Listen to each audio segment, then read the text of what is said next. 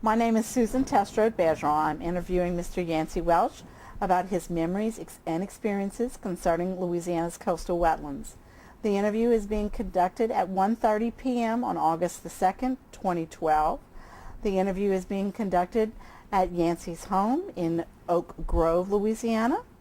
Do you understand that portions of this taped interview or pictures taken during the interview will be used in a variety of publications? Mm-hmm. Good. Thank you for speaking with me today, and we've gone over our consent forms, and I'd like to get some basic information, and then we'll go on with the interview. All right. So let's start. Please state your full name. My name is Yancy William Welch.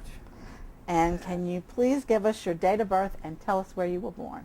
I was born December the 9th, 1965, and I think I was born in Lake Charles, but about 40 miles from here, but been here all my life. Been here all your life. So tell about, if you've been here all your life, tell us a little bit about growing up here. Well, you want to start? Back whenever we was kids? Yeah. Yeah, you got to realize whenever we was growing up, it ain't like kids today. We, in the summertime, we grew big gardens. In the wintertime, my daddy trapped. And we had cattle, we had, you name it. We actually worked just to get by, because my daddy was a school teacher, more probably, no telling what he was making back then. But back when I got to be a teenager, whenever I got to get out there, back around 72 or 73, that's when alligator season started back. That's whenever I could go out in the marsh, I could learn, I knew how to trap, and we hunted. We had lots of ducks, a lot of waterfowl. And growing up in a place like this is very unique, because you don't have no neighbors on the south side of you, and you can't get no neighbors to the north side. We live on a ridge, and with people on a chenier, and what all it is a big sandbar that we used to be out in the Gulf. That's now land with marsh in between the ridges. And growing up, it was family oriented. Everybody participated in the gardens with the cattle, and it's long gone traditions now. You don't have that no more.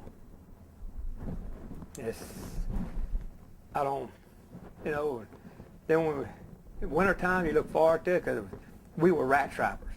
We walked the marsh, we trapped muskrats, because we have we don't have deep marsh, we have prairie marsh around here. So we were rat trappers, caught a few nutras, and, caught some coons and stuff. Had a lot of good duck hunting. We didn't fish. My daddy never took us fishing because we was working cows or building fence or hunting, and every now and then we'd go catch us a redfish or something like that. And we just, it was football. That was the number one sport, and everything else played second fiddle to that. We did a little track, and coming up, we wrestled, and before, when you blink your eyes, you're an adult, grown up, and it's all gone. Yeah. Tell us a little bit about what you do as an adult, or what your jobs have been as an adult. Well, whenever I got out of high school, I worked in the oil field was still booming, and I worked at the offshore docks pumping diesel, stacking, doing barite and chemical and stuff like that, and it kind of just dried up. Tried college for a little while, about a year, and that didn't work out. And so what we did, my first job I ever made really good money at, the second year they had the alligator hunt at Marsh Island. I got pulled for that. And me and my brother went over there and we hunted alligators. And ever since then, we opened up some skinning sheds. We were some of the first ones to skin alligators and started marketing the meat. And from then on, then I got a crabbing lease, and I started fishing crabs. And in the wintertime, and things were slow, we had nutria, we had a few rats, and we trapped then. And you just kind of rolled with the punches. You either did alligator meat or alligator season, you trapped, or you had crabbing, and if you had a little slack time, maybe you go catch a few frogs to sell or some crawfish. You know, just a few years there. It was wide variety of things. On them we had, had gals, stuff like that. Name it, we did it. That's good. So what's it like to be a crabber? I mean, now you're pretty much a full-time crabber? Yeah, I'm pretty much. It's tough, but it's fun. It's like having I got about 150 cages out that I run a day, and it's like having 150 different employees. Every time you don't know what you got in it. It's just a cork out there, and every time you don't know what's in it. You don't know how this employee's producing today, and it gets to where, and it sounds funny, but you go and you pull them cages up. You know where they're at, and I usually start in March, and I fish till November, hopefully until December if it don't get too cold. And you get to know these cages. Everyone looks the same, but after a while, they got a certain dent in this one, or you run over this one, or something, and you get to know them. And it's a job to where from 6 in the morning till 11 during the day. You got to get it, bust it up, and get the crabs in. And the deal is, where the crabs that I catch, and I'm not bragging, but I catch a lot of big crabs because I fish in the marsh, and the majority of my crabs are crabs that are eaten in Baltimore, Maryland, as Big Jimmy crabs, male crabs, the crab capital of the world. That's where we end up at. That's true. I love that. So how did you get hooked up with the people on the East Coast? Well, the guy that I sell to, they got buyers that come there, and every day whenever I unload my crabs, they put them in cold water, and they go through them, and they box them up. These big male crabs, they put them in these cardboard boxes, and they'll finish around 1 o'clock, and they head to Abbeville, and there's a truck that passes every day. These refrigerated trucks will pass, and they'll put them boxes of crabs on that truck, and by the next day, they're in Maryland. Are they still alive? Oh yeah, they chill them down in that cold water, and they send them to Maryland. And sometimes if it gets to where the truck ain't passing, and like early in the year, the truck ain't passing like that, they ship them on planes. They'll put them on a plane like in Lafayette or New Orleans, or they got to go all the way to Houston, but usually go this way. And they'll put them on a plane, and next stop, Baltimore, Maryland. And sometimes they're there for supper. That's awesome. I didn't realize that. I had heard that the East Coast were consumers, but thank goodness for the East Coast for the big male crabs. That's good to know. Tell us a little bit about alligator hunting and what you do there. Well, I guess I started hunting by myself, going and having a line here, finding a gator here, since when I was about 16, 17 years old. And I'm not going to say I'm a great hunter, but gators were kind of scarce around here, so you had to really find them. You had to hunt for them, then you had to catch them.